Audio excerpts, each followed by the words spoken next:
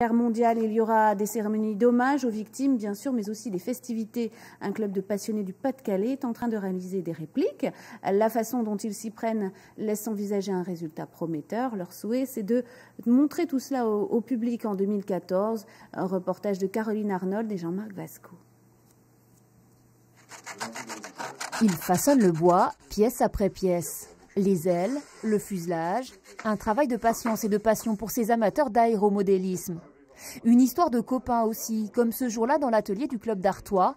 Ils sont venus d'Armentières, d'Arras ou de Douai pour prêter main forte à Philippe autour de son avion. C'est pas n'importe quel avion, c'est le Newport 28 qui est arrivé en fin de guerre 14-18. C'est un avion américain. C'est exactement la reproduction de l'avion au tiers. Donc vous multipliez par 3 et vous aurez la grandeur nature de cet avion. On est à 63 mm, c'est tout à fait... Un modèle réduit de 3 mètres d'envergure tout de même. Un projet fou, d'autant qu'à travers la région, 12 appareils de cette taille sont en construction. Tous des reproductions d'avions de la Grande Guerre. Et si des plans existent bien, il faut les décoder, adapter les matériaux, le royaume de la débrouille. Donc on a un amortisseur, avec le poids de la machine, ça devrait convenir sans problème. En plus c'est joli.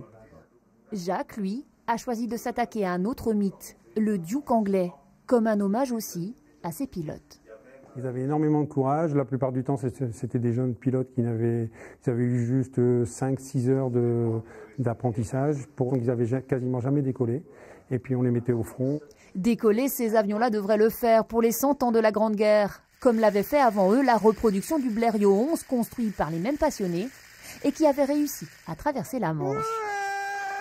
Des projets fous comme ça, il faut y croire. Et lorsqu'on est déjà passé par là, on a plus envie d'adhérer à ces projets. Reste donc à patienter quelques mois pour les premiers essais en vol. Et d'ici l'été 2015 au plus tard, la reproduction de véritables combats aériens de la Grande Guerre. Après la journée pluvieuse d'hier, retour aujourd'hui du beau temps. On vous propose une balade sur la côte d'Opale, pas n'importe laquelle.